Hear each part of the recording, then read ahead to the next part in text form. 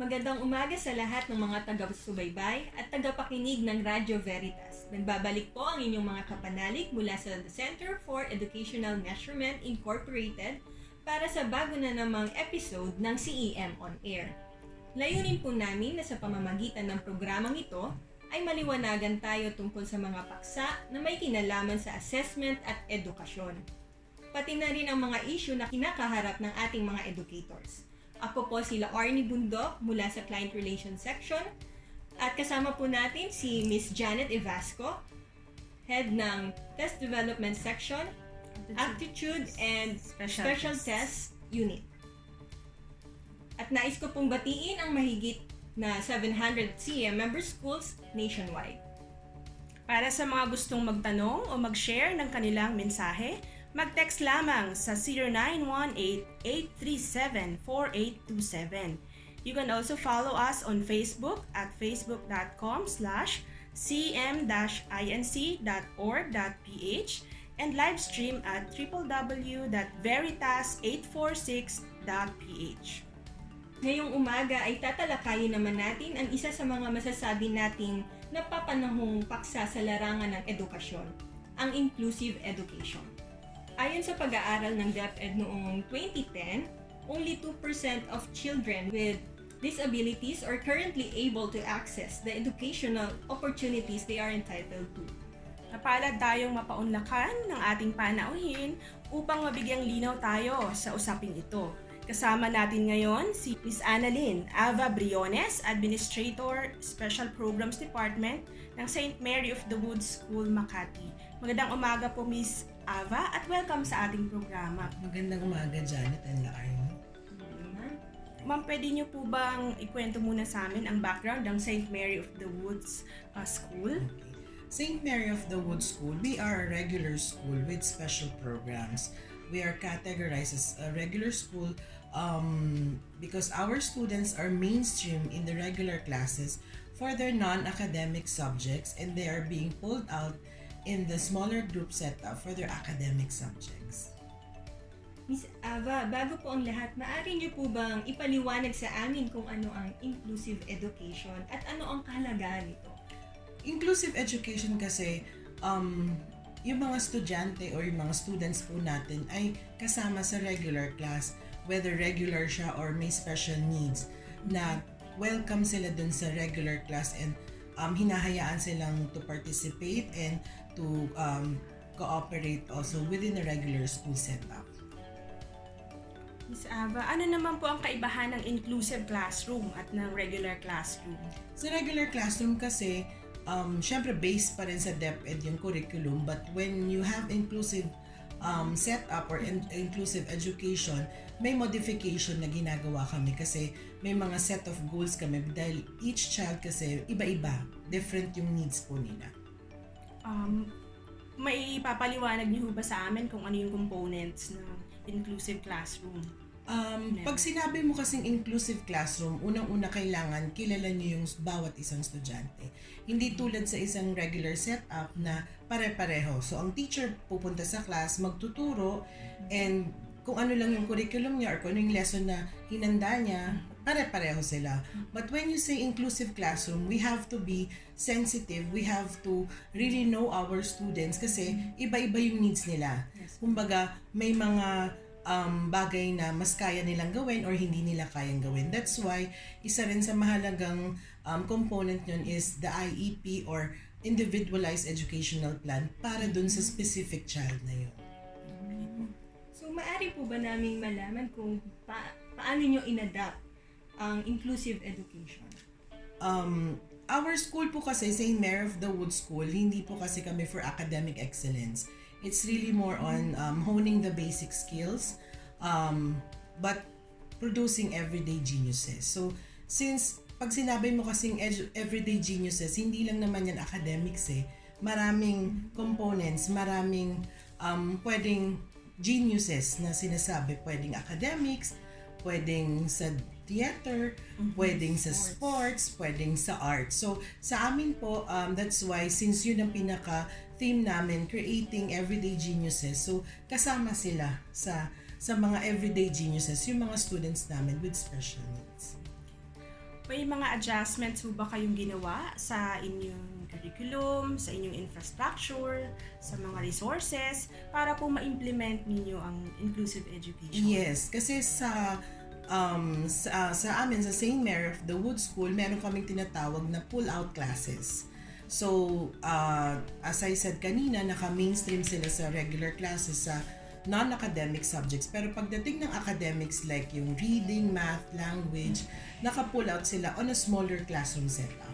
So, yun yung isa sa mga iniba sa infrastructure. So, may mga small classrooms kami. Sa curriculum naman, wala naman masyado on the curriculum kasi under DepEd pa rin kami. But yung how we teach them and yung training din for teachers, kailangan may knowledge in handling special students.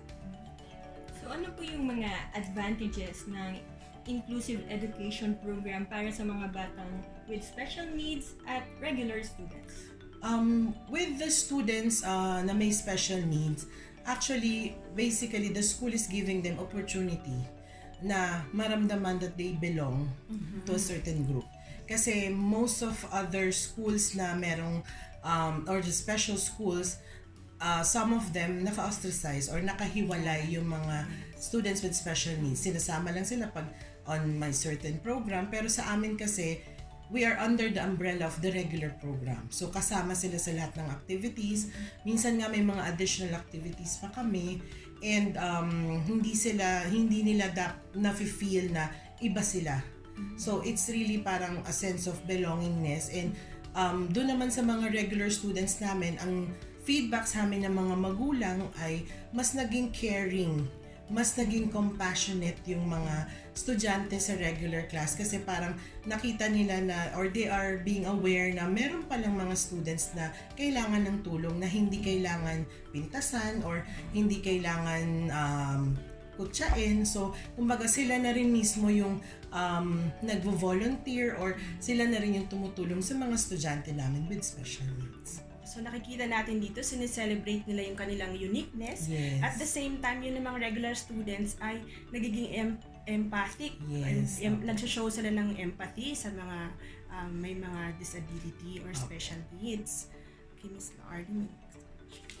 So paano nyo naman po pinipili ang mga students nyo na kung kailangan ba silang isama sa inclusive education program ninyo? Okay. So, bago po pumasok yung mga estudyante namin, meron na po sila talagang assessment na galing sa mga doctors. So, based dun sa assessment, tinitignan namin kung yung recommendation ba ng mga doctors, pwede sila for mainstreaming. Kasi may mga iba pong mga estudyante na hindi pwede pa for mainstreaming. Merong mga estudyante na pang one-on-one lang. Or may mga estudyante na kailangan sa special school lang. With us, kailangan ini-evaluate namin, tinitignan namin kung kakayanin ba ng bata yung programa po namin. Miss Ava, meron ho ba tayong mga kaso na ang school na ang nakapag-diagnose dun sa mga estudyanteng may special needs? Actually, hindi kami pwedeng mag-diagnose. We can just recommend sa mga magulang kung sino yung mga kailangan i-assess. Kasi hindi kami mga doktor para mag-assess ng mga estudyante. Pwede lang naming ipakita sa mga magulang kung ano yung mga observations namin. And from there, pinapatawag namin sila and then sasabihin namin kung ano yung sa tingin namin na pwede nilang gawin. But this is something na hindi forced. Kasi syempre there are still parents na hindi ganun ka-open when it comes to special education. So, iyon po ay isang challenge sa inyo Yes. po. So, kung challenge po sa inyo ito, yung maipaliwanag sa mga magulang, so, paano ho natin unti-unting na ipapaliwanag sa kanila bilang parte ng inyong programa? Kapag nagkakaroon kami ng conference or meeting with parents, syempre pinapakita muna natin ano yung mga bagay na kaya niyang gawin. And then after that, susunod na natin ano yung mga bagay na hindi nila kayang gawin. And from there, dun tayo magbibigay ng suggestions or recommendations. And part of that recommendation and suggestion is to see a developmental pediatrician or any doctors na pwede mag-assess sa mga bata.